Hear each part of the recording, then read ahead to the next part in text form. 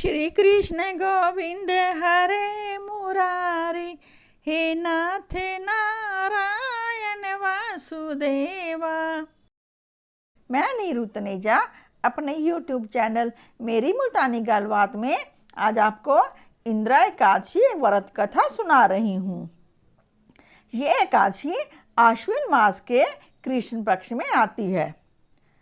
युधिष्ठिर बोले, हे भगवान, अब आप कृपा पूर्वक आश्विन माह के कृष्ण पक्ष की एकादशी की कथा को कहिए। इस एकादशी का नाम क्या है तथा इस एकादशी को व्रत करने से कौन कौन से फल मिलते हैं, सो सब समझा कर कहिए। इस पर श्री कृष्ण भगवान बोले कि हे राजश्रेष्ठ, आश्विन मास के कृष्ण पक्ष की एकादशी का नाम इंदिरा है। इस एकादशी का व्रत करने से समस्त पाप नष्ट हो जाते हैं तथा नरक में गए हुए पितरों का उद्धार हो जाता है। हे राजन, इस एकादशी की कथा सुनने मात्र से ही वाजपेयी यज्ञ का फल मिलता है। प्राचीन सतयुग में महिष्मती नाम की नगरी में इंद्रसेन नाम का प्रतापी राजा राज्य करता था। एक समय जबकि राजा अपनी राजसभा में सुखपूर्वक बैठा था, महर्षि नारद बोले कि हे राजन, आपके राज्य में सब कुशल है। मैं आपकी धर्मपरायणता देखकर अत्यंत प्रसन्न हूँ। तब राजा बोला, हे महर्षि, आपकी कृपा से मेरे राज्य में सब कुशल पूर्वक है। इस पर नारद जी बोले कि हे राजन, मुझे एक महान आश्चर्य हो रहा है कि एक समय जब मैं ब्रह्मलोक से यमलोक को गया था तो उस जगह यमराज की सभा के मध्य में मैंने तुम्हारे पिताजी को बैठे देखा था। तुम्हारे पिता महान ज्ञानी, दानी तथा धर्मात्मा थे।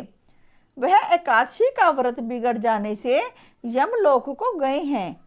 तुम्हारे पिता ने मुझसे तुम्हारे लिए एक समाचार भेजा है कि यदि मेरा पुत्र इंद्रसेन आश्विन मास के कृष्ण पक्ष की इंदिरा एकादशी का व्रत करे और उस व्रत का फल मुझे दे दे तो मेरी मुक्ति हो जाए।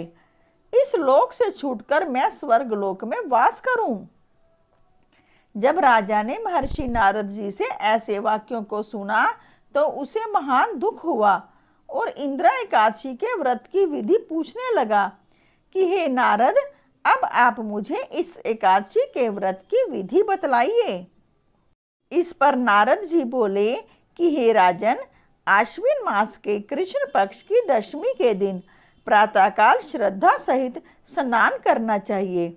इसके पश्चात दोपहर को भी स्नान करना चाहिए।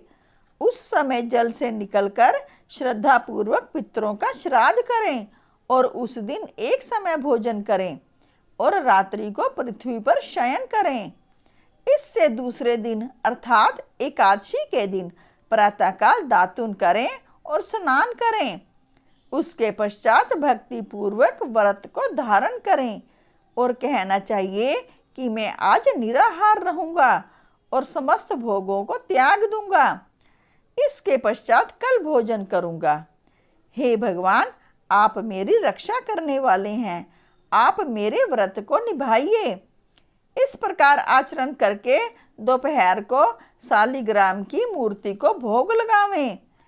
भोजन में से कुछ हिस्से गौ को दें और विष्णु भगवान की धूप, दीप, नैवेद्य आदि से पूजा करें और रात्रि को जागरण करें। इसके उपरांत द्वादशी के दिन मौन रहकर बंधु बांधवों सहित भोजन करें। हे राजन, यही इंदिरा एकादशी के व्रत की विधि है। हे राजन, यदि तुम आलस्य रहित होकर इस एकादशी के व्रत को करोगे तो तुम्हारे पिताजी अवश्य ही स्वर्ग को जाएंगे। महर्षि नारद राजा को जब उपदेश देकर अंतर्ध्यान हो गए तो राजा ने इंदिरा एकादशी के आने पर उसका विधि पूर्वक व्रत किया। बंधु बांधव सहित इस व्रत को करने से आकाश से पुष्पों की वर्षा हुई और राजा का पिता यमलोक से गरुड़ पर चढ़कर स्वर्ग को गया। राजा इंद्रसेन भी एकादशी के व्रत के प्रभाव से इस लोक में सुख भोग कर अंत में स्वर्ग लोक को गया। श्री कृष्ण भगवान कहने लगे कि हे धर्मराज युधिष्ठिर, यह मैंने तुम्हारे सामने इंदिरा एकादशी का महात्म वर्णन किया। इस कथा के पढ़ने व सुनने मात्र से ही समस्त पाप नष्ट हो जाते हैं और प्राणी अंत में स्वर्गलोक में जाकर वास करता है। बोलो विष्णु भगवान की जय। बोलो श्री कृष्ण भगवान की जय।